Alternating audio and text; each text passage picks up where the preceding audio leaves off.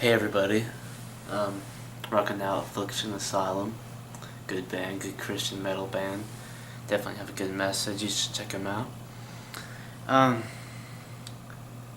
This is another one of my single video poetry sessions where I'm going to put a bunch of them together and share them with you. This one titled, as you can see above, Dragonfly Knowledge. That's not even a tongue twister. That's not even like trying to say Irish wish list. You know, this one's called Dragonfly Knowledge. Has everything. It's a lot of poems I've written about. Politics, corruptness, and being what I call a dragonfly lover. Stuff like that, because when it comes to love, spiritual freedom, and finding like what I feel is like my symbolism of that, of freedom, spirituality, and love, and just complete freedom. To me, the dragonfly is what resembles that. So this is why I've labeled it Dragonfly Knowledge. And I have a lot to share with you tonight, quite a few.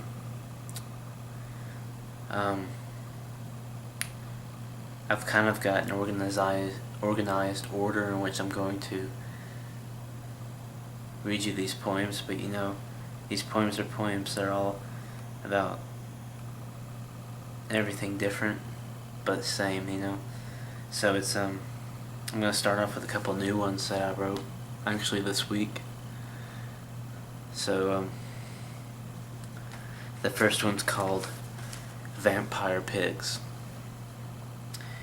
They suck us dry with taxes, those vampire pigs, sucking away the green from our checks that we work for and earn every week or two. Money I could use to buy more than tea and eggs.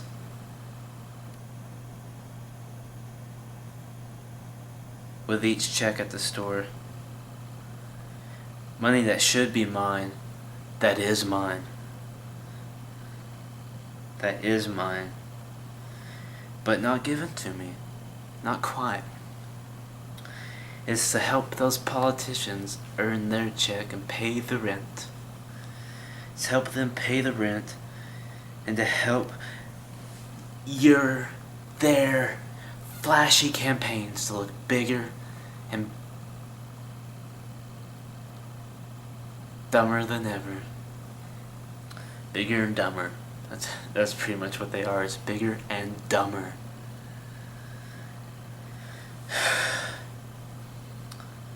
Wow, man. You'll raise $5 million by next week? You're welcome, I worked for that.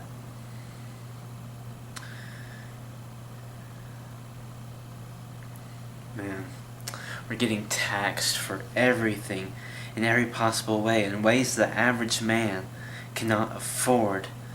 So big businesses can grow and vote that they get a bonus whenever they want, and however much it is they want. Vampire pigs are sucking us dry.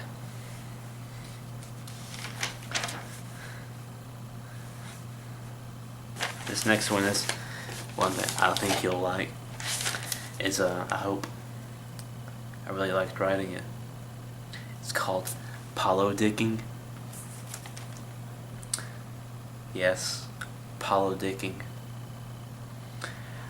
I would never want, and have never wanted, that kind of power to go to my head for the top to open up and have it spill over the top like popcorn or an overfilled bag of peanuts. That's why I never got involved with politicking. Or like I said, I like to say, politicking. We all need to come to an agreement of honest truth and raw sense of what we understand on our own, with purity, and not divert from an honest path of where we need to go. So we stand bold ground. No politicking allowed here.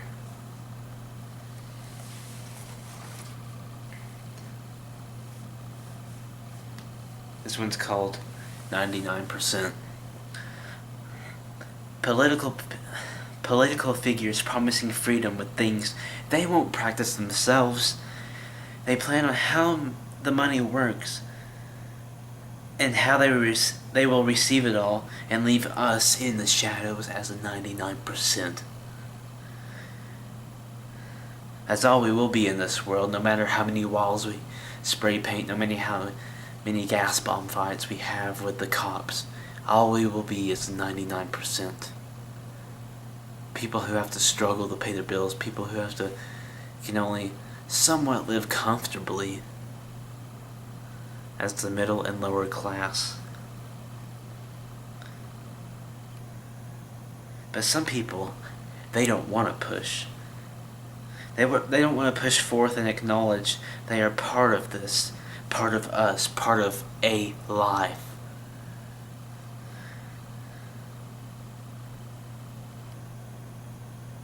That's most of us on a roller coaster. Piece of freedom. 99%.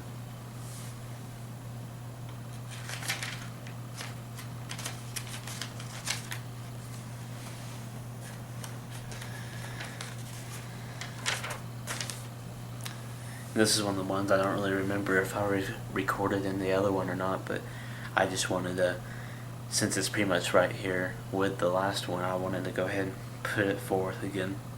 It's called Nasty Natures. Nasty Natures. Nasty natures tear us apart and throw us in the depths. They throw us over mountains. They nail us into the sides of redwoods, high into the air. You would think that as we die, we would be able to breathe better with a gasp of relief. That there's things we don't have to put up with in this world anymore. But the truth is that we can't. Because nasty natures tear us down, and nasty natures tear us apart. Nasty natures tear us down, and nasty natures tear us apart.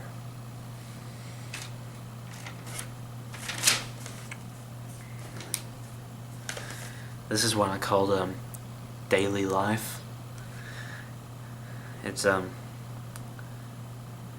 well, the title's pretty much self-explanatory, but it's just how I pretty much felt about myself and every day when it comes to going to work and everything else. I'm not one of these, guys that's part of some punk band who comes up with some clever name for it, but I'm pretty blunt about what I'm saying. So, like I said, this one's called Daily Life. And I have a few more poems, so, if you want to skip to a certain one you've heard from me before, and that you like or whatever, I'll have the names of the poems down and the time where they start. Trust me, I'll take the time to watch this through again so I can put this in the description box. Daily Life. Oh, here I am again, in a position known as the sunset, with nothing to me but my name, and a sun with a great breath, and the share of a last half name. Oh, I tell you what, guys, I love him so. I really do. For he is my son, and he is my flesh and blood. O beautiful universe, the wisest of all, the mystical golden glowing hair of our beautiful earth. Where shall our hands righteously be led? For the empty wallet I call my own is home to moths who need warmth, and lends me nowhere to thoughts of the future other than where I am. A dying fire sits beside me, as does the daily rush of thinking and encouraging my coworkers to keep the dragon blood, guys. Let it flow like the ocean and let your bones be the reef. That's what I tell them, or at least I used to, when I actually used to care as much. But as I see in daily life, each thought comes to you, then goes to someone else like a wind with the dust of the bones of someone great who has been forgotten. Just like the sunrise and the sunset.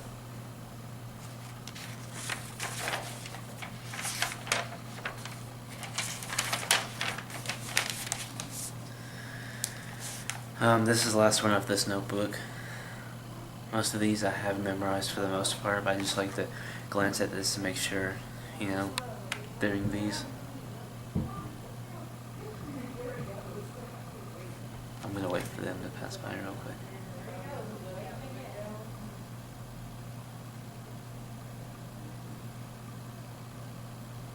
Okay, cool. This one is called My Hands. My fingers grow raw and scraped. They know many tales, many stories. For having done so little, or maybe too much unnoticed, they can't keep a straight face. They can't tell a lie or tell the truth. They can't do enough of what they need, but have to do more than nothing. They are evil, weak, and deceitful. These are my hands, but they are strong and honest when they need to be, or choose. They are the hands of a man, a father. They are the hands of a mentally disabled boy who doesn't know the difference between having a good old time or being too harsh. These are the hands of a person who plans things, not just anything, but good things.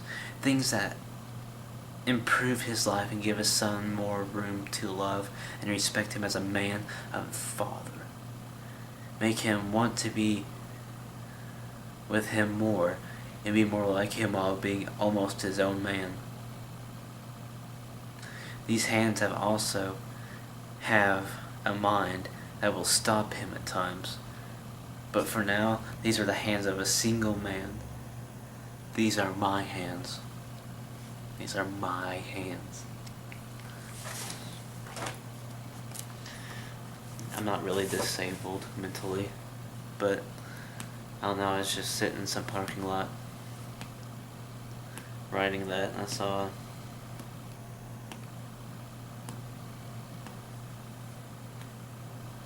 a mentally disabled boy he was about 14, I think, and he was playing with his mom, just, they were both having a good time, and he pushed her a little bit too hard, and it just made me think of that line and made me want to write that. This is one I know I've shared probably 2 or 3 times. It's called Spotlights in the Trees. Spotlights in the trees. They're looking for the man who stood up for what he was created from and what he loved. The tree's pockets contain no keys to the answers these creatures are searching for. How to corrupt the pure even more, to kill the mother even more, that God's wife even more, to shove her face in the gutter like we have for so long. The trees have no pockets with answers because no pockets do they have. All they have is skin that gets ripped off in the cavity search. Just to show that they aren't lying about the man who stood up for what he was created from. Spotlights in the trees.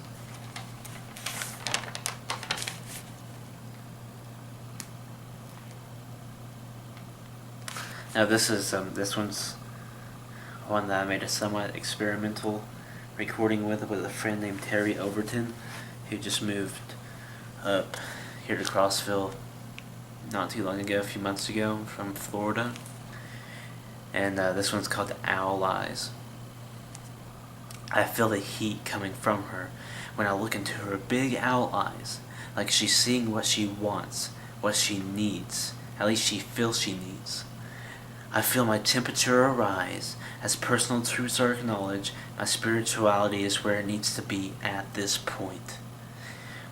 But acting upon it, oh, that's a different glass of wine than where I'm at this point.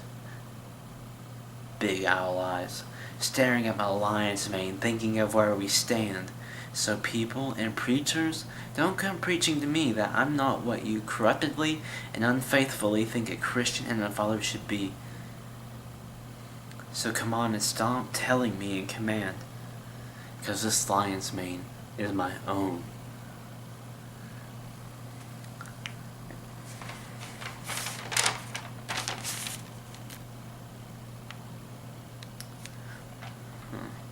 I wanted to read that one to you, but I don't think I will. It's called Church. I'll read it. I will not help evil continue corrupting the church, so neither can have respect, until they both learn their place. I go to church and notice people who are there continuing to do the practice continuing to do the practices they preach against.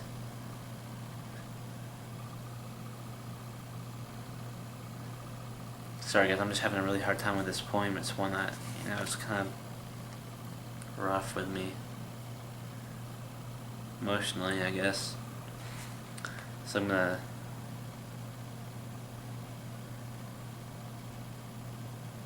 go back. I will not help evil continue corrupting the church, so neither can have respect until they both learn their place. I go to church and notice people who are continuing to do the practices they preach against. We can't just say Jesus every other word and expect everything to be okay. To sit around and expect God to just hand us a cup of sweet grape juice and lean back when the problem arises and say, we did good. That's just plain stupidity. There's no logic or sense. If we were really Christians, we wouldn't be laying around just drinking juice. We would be on our feet standing, acting, doing. So don't preach falsely. Tell everyone to be and don't tell everyone to be an ass kiss or sugarcoat the true lifestyle of what Jesus defined as a Christian, just to make people happy and keep the attendance up so you'll get the electric bill paid at the end of the month. Jesus had a rough life while being in his position. He wasn't this silly man that shit rainbows in your mouth just so he would take your cactus and wipe his ass. He wouldn't do that whenever you asked him to. I'll tell you what, he got pissed off. Like the time he went to the temple with the merchant set up inside. Lord, you weren't happy. Flipping the tables across the room. If I had caught the people selling Jesus in the church sanctuary, I would be pretty pissed off too.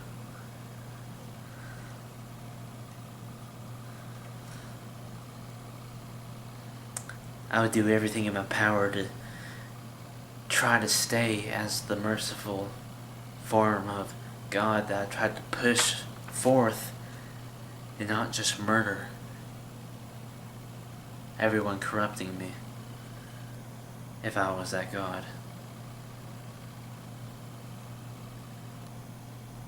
Though I would never murder anyone, because there would be no purpose in that as a human or a spiritual leader.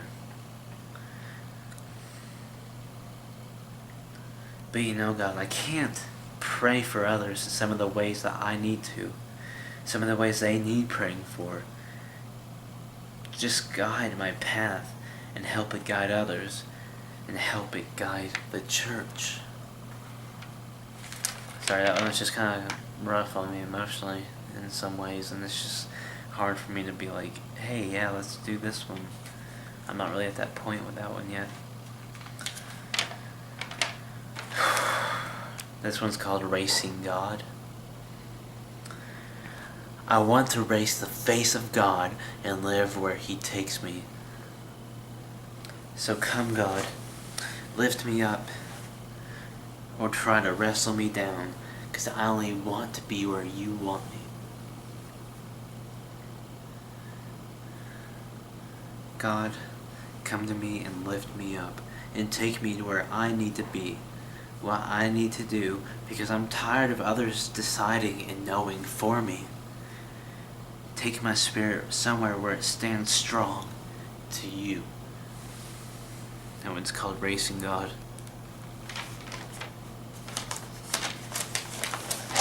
This one's...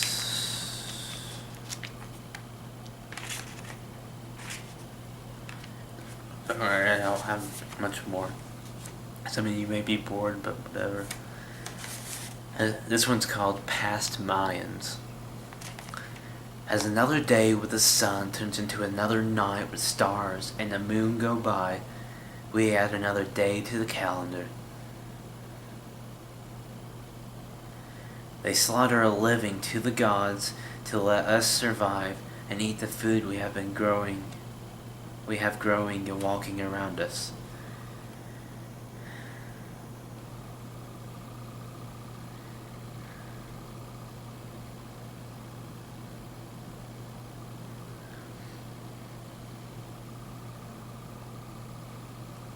Will the world end in 2012 as the past Mayans have predicted?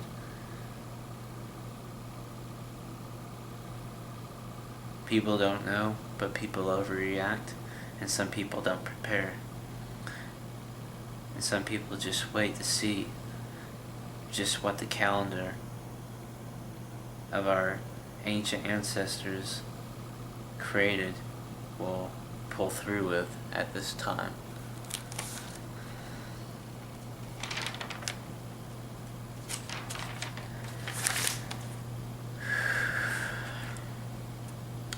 This is one I got wrote at the state park. It's Cumberland Mountain State Park. It's a main one about dragonflies that I really felt, connection with.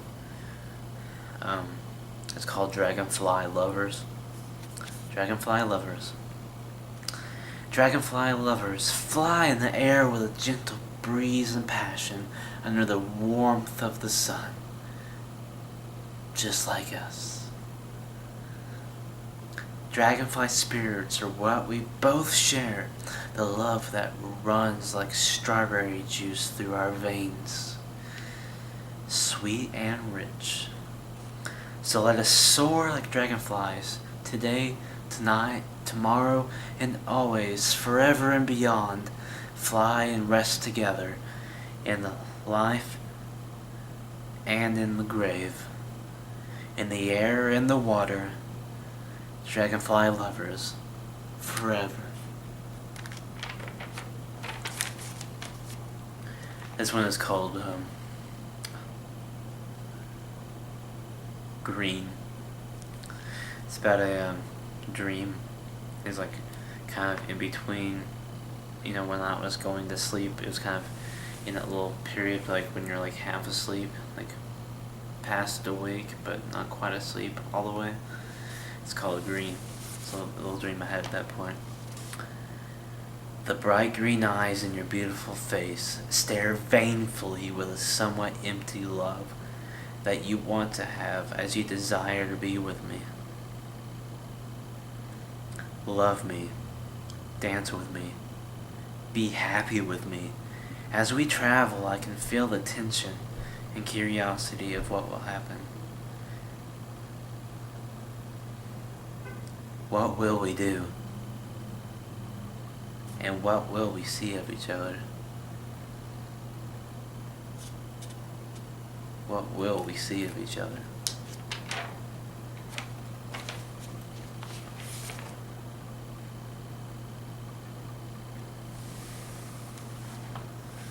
This is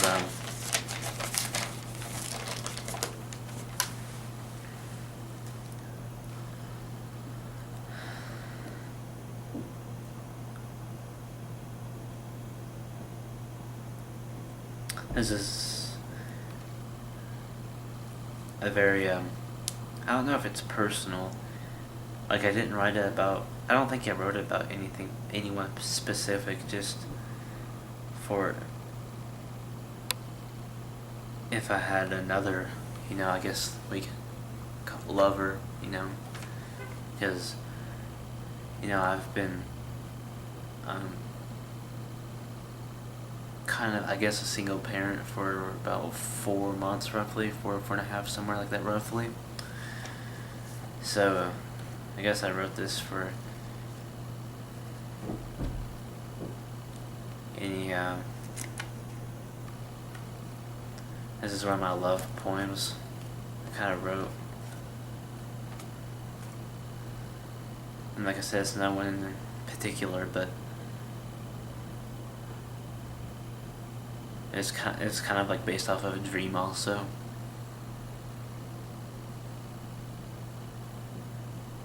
About this beautiful woman, but I could never see her face all the way. It was always kind of fuzzy to me, and kind of it was kind of not really a dream, but I don't know. It's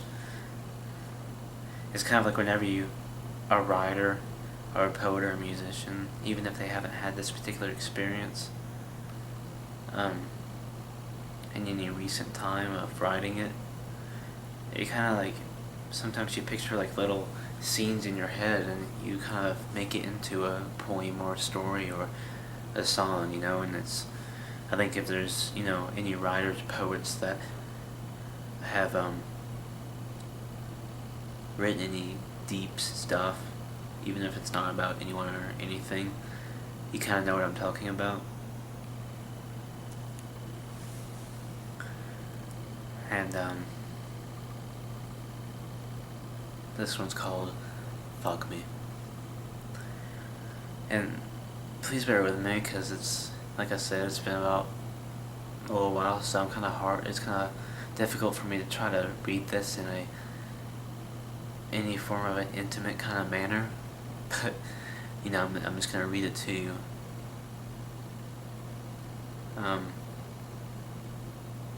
As I can. It's actually one of the ones I was going to make into beat poetry with my keyboard, and maybe throw a little canto or harmonica into at some point, so y'all might hear that. Maybe some bluesy acoustic guitar. So here we go. As we draw closer again and again to each other, I don't even want to hear us speak, not a word. Maybe, just maybe, start off with the softest whisper of a moan, slowly inclining our speed, the heat of us and parts of us reaching all of us. Fuck me, you demand in a whisper. Fuck me harder yet again. Bed screaming and creaks as we rock faster, exotically. What started in early evening, lasting late into the night, to the early hours of tomorrow morning, finally reaching climax excitedly. We lay there quietly. You, still deeply breathing, whisper in the dark, fuck me.